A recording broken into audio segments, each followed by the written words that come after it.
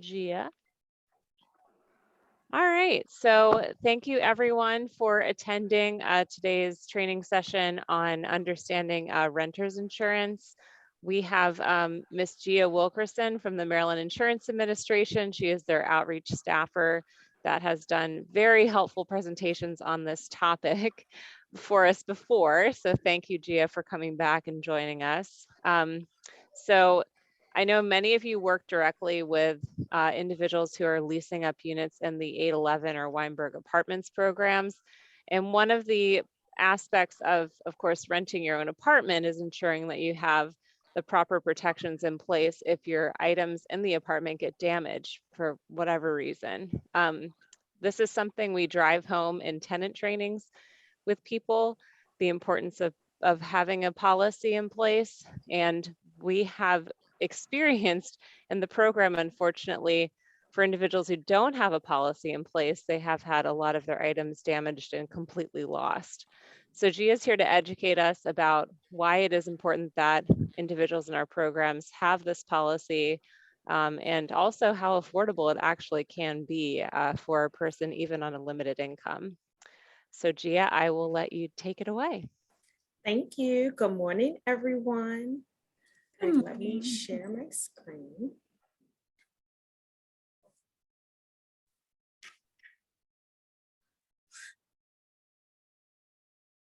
Oh, there we go. So I have been with the Maryland Insurance Administration now for 7 years. My primary role is consumer education, outreach, and advocacy. We typically go out and about in the community, educating consumers and our partners about the importance of insurance on various levels, from health, life, home, auto, and renters insurance. Due to the recent pandemic, we have now been primarily doing everything virtually. So today we're just going to talk a little bit about what is renters insurance, who the agency is, what does a renters insurance policy cover, frequently asked questions, and we also produce our own, a lot of our own materials, and one of them is our renters insurance rate guide. After a loss, and then remember to be prepared, and then my contact information. So the Maryland Insurance Administration, we are the state agency that regulates the insurance companies here in Maryland to make sure that they are abiding by Maryland law. We license insurers and insurance producers. We also examine the business of practices of licensees to ensure compliance. We monitor for solvency. We review and approve insurance policies, forms for any type of inadequacy, insurance rates, as well as the rates and review process. If insurance companies feel as though they want to increase their rates, they have some information that they have to fill out, a long application, and then we review and either approve or deny the increase. And then we investigate consumer and provider complaints against allegations of fraud.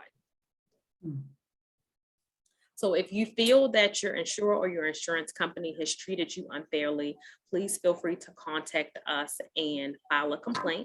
So that means if they deny or delay payment of any portions of your claim, if they terminate your insurance policy improperly without giving you proper notice, if they make false statements against you, in connection with the sale of insurance or processing your insurance claims, and then of course, overcharging you for services, including your premium finance charges. So what is renters insurance? So if you rent an apartment, a house, or room in someone's home, your personal belongings will not be protected against loss of damage unless you have a renter's insurance policy. Most homeowners do have a mortgage if they have a loan on their property, so they don't have any choice but to have that homeowner's insurance. But for some renters, the choice is typically up to them whether they want a renter's insurance policy or not, although they have the same exact risk as homeowners. So your landlord typically will have an insurance policy that's going to cover them for any type of structural damage to the building, but that is not going to cover you if you have any loss to your personal property. So perhaps if there's a kitchen fire, if there's a plumbing issue, if the building above you leaks into your apartment, then you will not be covered. So a Renter's insurance policy will cover for loss or damage to household contents or your personal possessions. So they can cover everything from electronics to clothing to household appliances, even down to a tube of toothpaste. Even a minimal number of items could add up to thousands of dollars for someone's personal property, which can be covered under a basic renter's insurance policy. We find that when we talk to consumers, a lot of them feel like because they are renting that their valuables are not that valuable and it doesn't cost a lot of money. But I feel like if you pay one brown penny for anything, if you can get it covered, get it covered. Many policies do not limit protection against your belongings, even if they're not located in your apartment or home. So if someone breaks into your car and they steal the item, or if it's damaged by like vandalism or something covered under the peril while not on your property, it will be covered under your renter's insurance policy. It also covers additional living expenses in the event that you have to relocate from your property while your property is being repaired, liability coverage for injuries that may happen to others on your property caused by your negligence, like a trip and fall, any type of medical expenses as well. So I mentioned a lot about perils. So perils are things such as fire, wind, hail, theft, and or vandalism. So when shopping for your insurance policy, it's very important to ask what perils are covered under your policy. Some policies do cover all of the perils I mentioned, and then some of them may carry or just cover one very specific peril. So sometimes we also see where a renter may have an insurance policy and they feel like they have full coverage, but it may only cover the peril of fire. So if your home is damaged by a peril that is not named in the policy, then the damage will not be covered. And a policy that covers one peril will likely be less expensive as well. So when shopping for a renter's insurance policy, it's very important to make sure that you get everything that you need covered. And although a policy that only covers one peril may cost less upfront, it may not provide sufficient coverage. And in the long term, you may end up paying more. So earlier this year, we had a huge windstorm. A lot of the apartments in Baltimore City were damaged. And because they only carried that fire policy, their belongings were not covered. And they did not have additional living expenses. Some of them lived on the top floor of the building and the roof came off and they had to relocate, but they had to come out of pocket to pay for those additional living expenses. How much coverage do I need for my household property? This depends on the value of your personal property. We suggest that everyone, whether you are a renter or a homeowner, to create a personal property checklist. So this just takes a few minutes, just group all of your items together into categories by room. Don't forget the items that you rarely use that may be tucked away in a corner or in a closet. Take pictures and video of everything that you have. Open up all of your closet, pull out all of your drawers. It doesn't have to be neat or organized, just so that you are able to see what those items are. Even down to like your appliances, your electronics, they have serial numbers on them. Take pictures of those as well. Store your home inventory and related items such as your receipts somewhere safe if you have like a fireproof box, or you can even give them to a relative, store them in the cloud, hard drive, and make sure that you update your inventory regularly. Every time you buy an item, as soon as you bring it home, put the receipt next to it, take that picture or that video, and then just save it to your inventory. So this will help in case if you have to file a claim or there is any type of damage or anything that is destroyed on your property. What does actual cash value and replacement cost value mean? This is another term where often they don't go into detail to explain. They'll just say ACV or RCV. So the actual cash value will provide coverage to replace your personal property up to the limit of the insurance policy minus depreciation and condition of that item. So if you were to lose something right now, this minute, they would pay for what it cost when you bought it, say if you bought it today, but 10 years from now, they're still going to pay that same amount even if it goes up. So with the replacement cost, It's the same thing, but they pay for it without any type of deduction or depreciation. So if you pay $1,000 for it today, and then 10 years from now it's $10,000, then they're going to replace it at that $10,000, as opposed to actual cash value, you would just get the 1,000. We also get the question of when with homeowners, former homeowners, now renters, their policy didn't cover earthquakes or flood. Typically, a policy is not going to cover those type of perils, but the National Flood Insurance Program does offer flood insurance in many areas. You can go to their website to determine if you live in a flood risk area, and it'll let you know how much that costs. Flood insurance is a separate policy from your renter's insurance policy. How much does renter's insurance cost? The cost depends upon the amount of coverage that you want, the type of coverage, replacement cost, or actual cash value, and the deductible that you select. The average renter's policy costs somewhere between $15 and $30 per month.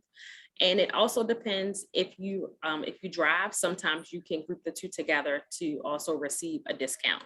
Replacing all of your possessions or being liable for an accident on your premises will cost you way more than $15 or $30 per month.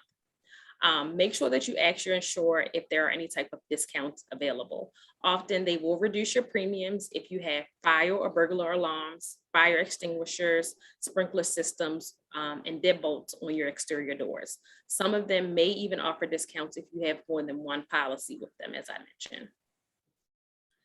We've been noticing lately that a lot of properties have their tenants sign something called a property damage liability waiver. They may also require you to purchase it or just include it in your rent.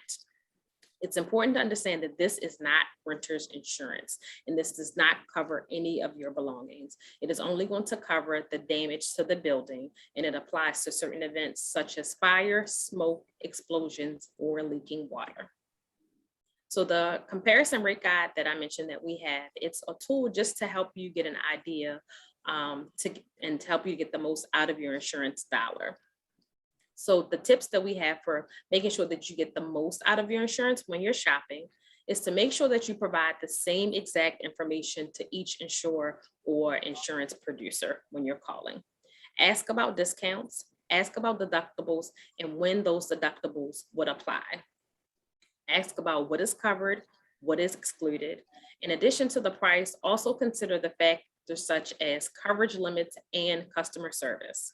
And then it doesn't hurt to ask your friends and neighbors about their experience and their different insurers. So the guide that we have is just for educational purposes only. This is a sample of what the cover looks like. It's also on our website. We update them twice a year, typically in February or August. And then it's broken down into several categories. It'll give you a few scenarios in the very beginning. You figure out which scenario was closest to you. And then as you flip through the guide, it'll break down the county, city, town, zip code, your coverage amount, the deductible, things of that nature.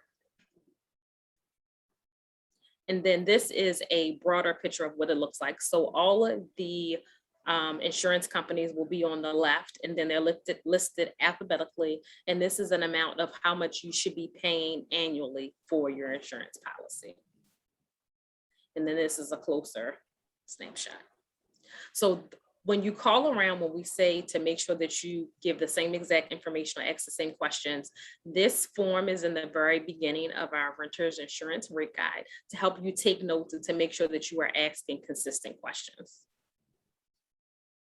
And then this is the information to show you where the brochure is available on our website, or you can give us a call or send me an email to request a copy. So if you do experience a loss, it's very important to make sure that you contact your insurance company as soon as possible. Take pictures and video of any type of damage that may have been done. Do not remove any of the damaged property until you have spoken with your insurance adjuster or insurance producer to make sure that they have seen the damage and they don't have any further questions. After that, make sure you create a detailed inventory of all the damaged and destroyed property. So that video that you made earlier on of your inventory checklist will definitely come into play and help you make this process a lot easier. Make sure you give a copy to your insurance adjuster and keep a copy for yourself. Make sure you have a description and quantity of the items, the date and place of purchase, and approximate age where you can, and other proof of ownership. If you have to make any type of emergency repairs, keep all of your receipts. When the insurance adjuster comes out to your property, walk with them through the damaged areas, ask as many questions as you need. If the insurance adjuster gives you a settlement offer, you do not have to accept the offer that they're giving you. If you feel like the offer is unfair, that's fine. You don't have to take it. But if you do cash the check that they give you, then this may bar you from seeking additional compensation, and you need to confirm in writing that it will or not. If your insurer denies any part of your claim, be sure that they put it in writing and keep all of the paperwork. You can also feel free to contact us if the claim is denied so that we can follow up to see if they're justified in denying your claim. So a few things to remember and being prepared: create your home inventory of all of your possessions, keep it updated, take pictures and video of everything in each room, keep your records in a fire safe box, and make sure that you have your insurance producer's name, telephone number, and your insurance policies. So you can store that in your contacts in your phone, take a picture of it. Make sure you can even share it with your neighbors or your friends, just so that someone else has it in the event that your phone is destroyed or damaged. And if you have any questions at all, we're always here to help you. This is our contact information. And then additional information: the National Flood Insurance Program, Maryland Emergency Management Agency, and then FEMA. And please let me know if you have any questions. Thanks, Chelsea. In regards to the fire safe and the documents and stuff like that, I know that for a lot of my clients, keeping track of their documents is extremely difficult, as well as the purchase of, a fire safe to be able to keep them in there. Is there a secondary way to do that? Would the insurance program itself offer a way for them to have the items recorded either electronically or held somewhere? Well, if you can't, so we know some people like to hold on to like the physical like paper, and for those people we recommend keeping it in the fire safe box. But if not, you can always take pictures, video, and then store it to the cloud, or even send it to the insurance agent itself, just so that they have it too. Yeah. Okay, so the agent personally, I don't have mine in the fire safe box either. I know, neither do I. I really should. But, yeah, I walked by Target the other day and I was like, I really need to get one of those. And not only that, I'm gonna be honest, they're not cheap. No, they're not. And that's why it's one of those things where, I know, question, I don't know if you would know, but maybe it's something looking into in regards to the waiver program. They do offer transition funds. Maybe it's a purchase that they can make with those funds. That's a possibility. Yeah. I'm gonna look into that. The other thing that I'm just thinking out loud, Etta, is in relatively cheap way to kind of do this would be, I don't know how many documents it is that you're referring to, but getting a flash drive and scanning some of these documents and then putting them on the flash drives at the very least, and making a copy of it as well. So like, if you're working with a person, they have their own copy on a flash drive, but then you have a backup of some of the documents. I'm just thinking about solutions in lieu of like actually having a physical, box with some of these documents in it, or a backup way of keeping it. We do usually mention a flash drive. I forgot that part. So flash drive, or even some people still have like the floppy disk. Well, not floppy disk, the CDs too. Yeah. Well, I mean, do they require the physical original document, or is it something where that flash drive is admissible? If, something happens and they have it on the flash drive, they can install it and email it, but would they require the physical original document for the claim? No, as long as they have it, because it's on the flash drive. So You know, it's not like it's something that was handwritten. They know that at some point that it was a physical, Okay. document. Okay, Because also, especially if someone loses yourself. all of their items in a fire, like you're not gonna have that document. and they could also lose that flash drive or the CD. I've heard of emailing it, which I've done with some clients before where we've created an email because they have access to it on their phone and Mhm. it's lost. But yeah, the flash drive might be better in some. And then with the phones too, like it's like if it's an Apple or Android, storing it to the cloud. Right. Right. The goal is not to lose it. Yes. And, a lot of times I ask people, when I mention to people about doing the home inventory checklist, they're like, I know what I have. So I'm like, okay, right now and in this moment, tell me everything you have in your house. Right. And They're Julie, like, I can't do that. I'm like, so you are calm, cool, and collected at this moment talking to me. What do you think is going to happen if you add on a fire or earthquake, flood, or something like that? How are you going to remember everything that you have? You can't. true. I do, and I have another question about flood insurance. Mhm. Even if it's not in a registered and recognized flood zone, but does have a history of things like, exploding pipes and things that might cause floods, can they still get the flood insurance, or is it something that is only allowable if they're in a flood zone? So they have recently changed a lot of the requirements for flood insurance policies and a lot of the flood zones. So if it is offered in that area and it's something that a person wants, yes, they can get flood insurance. But if You it's don't not have to live in offered- that zone.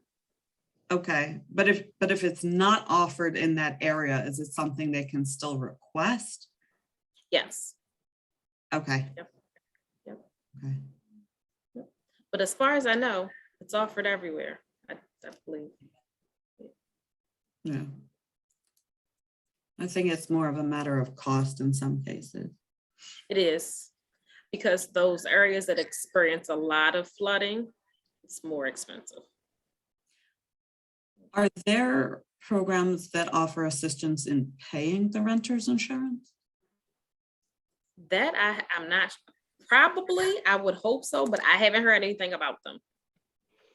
I'm not directly familiar with any ones that specifically do that. But how I would frame it to people would be in a way to make it a little bit less overwhelming for a person on a fixed income is actually going through a budget with them and even breaking it down maybe day by day, like what would the cost be for that person per day to be able to get a renter's insurance policy, because it actually is quite affordable, but there's ways that somebody could save the money elsewhere to be able to pay for a policy. So that's one strategy that I think would be good to work with somebody on a limited income, because maybe there is something that they're spending money on that they could actually redirect their funds towards. So that's one idea that people can also apply for. I mean, aside from helping people save money in other ways, like so ensuring that they're signed up for energy assistance, that, if they qualify, they can get the renter's tax credit, different things like that. They can save money in different places to be able to afford to pay for a policy, but a lot of people don't realize that. Make sure that if they qualify for the low cost wireless cell phone service, that they have that. There's resources out there that help with covering other expenses. I'm not familiar with any for insurance, and my guess is it's because insurance is on a, it's a private market. It's a item, it's a product that people purchase. And along with that, Chelsea, like asking for those discounts, which discounts are available, and then sometimes seeing if they're able to save and pay like 6 months at a time instead of monthly, so they don't have that coming out at a month. Every month may also be a discount. Right. Although the lump payments are very hard at that exact point in time because they are in such a fixed income. which is, kind of why I was asking if there was some type of program to help with that.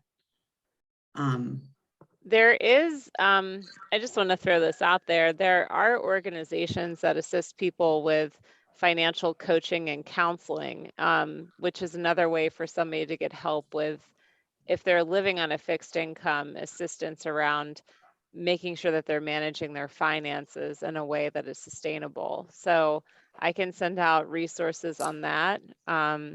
There's a couple of different ones that have changed names in the last couple of years, so I can't recall like what their current new name is, but there's a handful of those in Maryland, and a lot of organizations that are CDFIs, community development financial institutions, they also provide those kinds of services to people. So like Neighborhood Housing Services does that, and there's a bunch of organizations throughout the state that do that kind of work. It seems like we got a question in the chat. Is renter's insurance included in household costs when calculating affordable housing? Is it taken into consideration for waiver recipients? Nikki, I'm going to unmute you because I don't know if I understand the question. I don't know if you're asking if it's like a deduction. Is that what you're asking? Well, I know for at least my understanding for affordable housing is that for waiver recipients, I guess for either the tenant-based or the unit-based programs, is that they look at the total income, but also they look at the cost of the rent plus like utilities. And to my understanding also that renter's insurance is required at a lot of properties, at least saying that, you sign up for renter's insurance, but, and, some places they even require like annual proof that you keep your renter's insurance. So I was just wondering if the cost of the renter's insurance policy is calculated for waiver recipients, along with their rent costs and utility costs. So it is not something that would be considered like, so when you indicate somebody's income information and kind of what their expenses are, it's something that could be, indicated there, but low-income housing tax credit buildings do not require people to have renter's insurance. So like any of the buildings that we have 811 and Weinberg units in are not going to have that requirement. There could be other affordable buildings that are owned by like housing authorities that have those requirements in place. So just to give you an example, the Community Choice Homes program that MDOD works on with Montgomery County owns the buildings that these units are in, and they do have that requirement. So typically when you're submitting somebody's information, you're going to be indicating what kinds of expenses they have to pay out. So if they have an auto loan, they're going to want to know that information, all of the little details about a person's budget. I don't believe, to my knowledge, that it's something that's considered a deduction from someone's like income in the way that the disability expenses are considered a deduction, like the $400 deduction for somebody having a disability and their expenses tied to the disability. I can look that up though. I don't believe that it's considered like a credit or something against a person's income, if that makes any sense. Okay, it does. And, thank you for that explanation. Yeah, you're welcome. If you've had a different experience though, let us know, because I've never heard of it being considered that. I'd be curious if a housing authority is doing something different than what we've been doing. So I don't,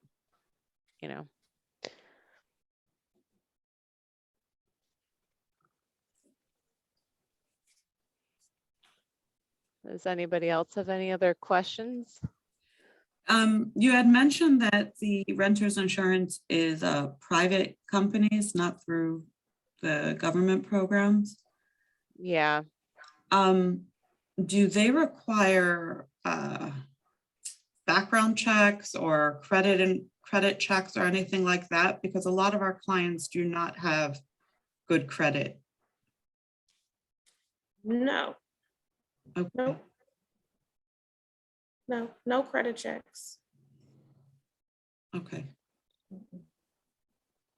And is there a specific agency that they should look at that is geared more towards their type of situation, or is it they're all pretty much the same cost, same? I would say they're probably all around the same cost, but it's based upon the area. But that renter's insurance rate guide that we have will be able to give you a better breakdown of how much it costs per agency, Okay. per company.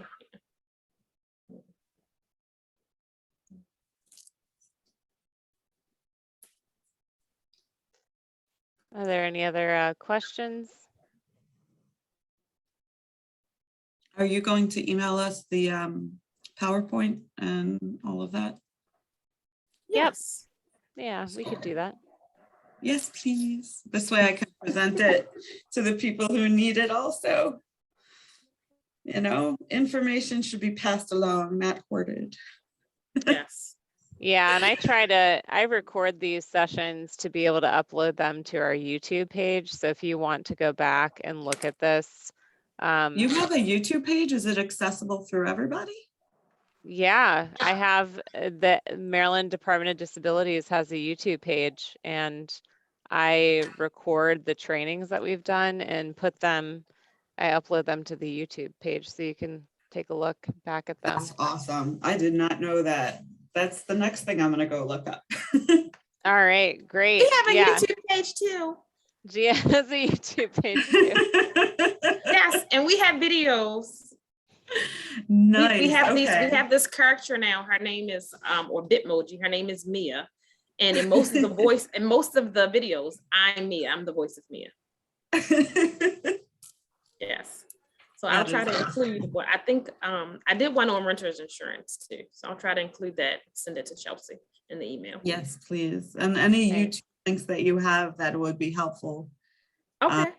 to get clarity, because you know, a lot of times we're dealing with people who also have comprehension issues. So explaining Sure. very simple terms is always best, and visuals, watching a video, you know, that would be helpful. Absolutely. Yeah, and you can even incorporate this into doing tenant training with people, especially now that everything is kind of virtual. You could, you know, use the video, or you could use like the PowerPoint presentation to try to explain why it's an important resource for participants in the program. So there's different ways to kind of spin it and do it in a way that makes sense and hits the main points about renter's insurance that people need to know. I am not great at editing videos, so I apologize in advance for the fact that they're kind of, you might get some conversation at the beginning or what have you. So I upload them, but I don't know how to edit them. Gia's are probably a lot more professional than mine, is what I'm saying. Because I have no hand in that part. So for the voiceovers, I'm just the voice and we have someone else that puts them together. So when I see them, I'm always amazed because I just go off of a script. And I'm like, oh, this came together very nicely. I love it. I'm so proud. I do have another question. I'm sorry if I'm kind of monopolizing this, but what about our clients who are, you know, renting from, not really renting, but living with family members, but paying them something, but aren't necessarily on a lease, or renting from a private person who's renting out, you know, like their basement apartment or a room or things like that? Is renter's insurance able to be utilized then as well? Yes, so they would need to get their own renter's insurance policy, because in all of the cases you mentioned, if something was to happen, their belongings would not be covered. Is the renter's insurance agency going to ask for a lease or something like that? I'm sure they will ask for some form of documentation. Okay, so like Yes. notarized letter from the family member or something like that would be. Yep. Oh, okay. Because we've had that happen. We've, had people call in where they were staying with someone, even if it was just for a short period of time, and something happened to the home and everything was damaged and their belongings were not covered and they didn't understand why. Right, like, what happened last year where those houses blew up in the West area, and a lot of the people were renting, and it was just horrible. They lost all their worldly goods, everything, and a lot of them didn't have renters insurance, I believe. Nope, they didn't. Because we spent a lot of time in that area, like a week or two after, trying to provide educational materials. But a lot of people just feel like it costs so much that they can't. So they don't Right. even, read into it, look into it at all. It's just a thing of, I can't pay Right. for it. Yeah. Because I feel like even down with like the household cleaning supplies, Mm-hmm. they're expensive. Mm-hmm. We had a former colleague, he had his home inventory video, and he was like, even down to this tube of toothpaste, I want that replaced. But the tube of toothpaste was not a fresh tube. It was one that was rolled up, and he probably had like 3 or 4 more uses out of it. And I Yep. was like, well, that makes sense, because once you start to think about all of the daily essentials and your cleaning supplies that you have to replace, Mhm. it adds up. Brooms, dustpans, vacuum cleaners, Mhm. Yep. all nine. Yeah. Does it also replace food? I think it depends on the policy. Because I know that there have been cases where individuals have lost electricity. And then when you lose the food in the refrigerator, or if you have to stay somewhere else, then they'll pay. If you have those additional living expenses under your policy, they pay for that, for you to Okay. eat. Yes, but Yeah, so you 'cause- just have to keep a receipt of everything. So when you have to go and stay somewhere else, you just keep record of everything. So as far as if you have to do dry cleaning, eating out, things of that nature, going to the laundromat, keep receipts of all of that. Replacing things, like spices and things that you have in your house as a regular basis, but it's a kind of a one time or a few times layout. Would they cover that? Yes, as long as you have those pictures and videos to show that you had those things, yes.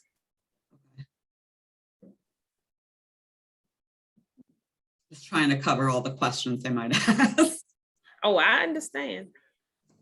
So I feel like it's better to, in my opinion, I feel like videos are a little bit better than pictures. Especially if you have, depending on the layout, like if it's an open layout, it's hard to get a picture here, but if you just hold your phone or your device and go around and do a video, and you can even talk to describe like what you're seeing in that video. Okay. What about pet items? Yes. Okay. Yep.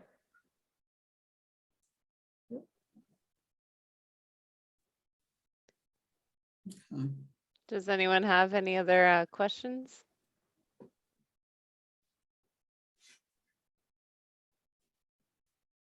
And when it comes down to like jewelry or antiques, depending on the cost, you may have to have like a special endorsement or something for those, just depending on how much it costs. But you want to make sure that you let your insurance So like company an know. appraisal? So like you'd Yes. have to take the jewelry into a jeweler to be appraised. Yep. Mhm. That costs money though, for a lot of people. That's Yeah. expensive. Hmm.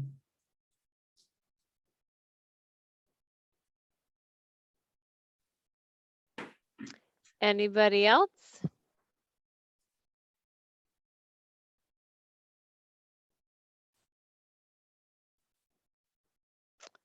All right. Well, thank you so much for joining us today. And Gia, thanks for sharing all of your knowledge with the group.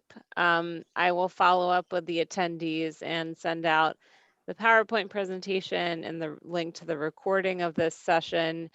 And our next training session is going to be in January, and we're going to have a special guest speaker from named Judy Human. She is an international disability rights activist and is largely the reason why Section 504 exists today. So that should be very engaging session. And let me tell you the exact date of that so I can send that to the group as well.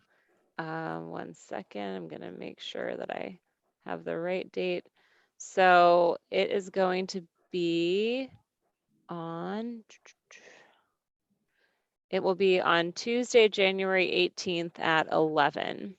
So just make sure to mark your calendars. I have not sent out the official invitation yet for that session because I'm still waiting on some confirmations internally to get that invite out. So just mark your calendars now. And once that invite is sent, make sure to register. And have a good rest of your day, everybody. Thanks for joining. Thank you for everyone. having. Happy holidays. Yeah, happy holidays, everybody. Thank you. Thank you. Happy holidays. Thanks. Bye-bye. Bye. Bye.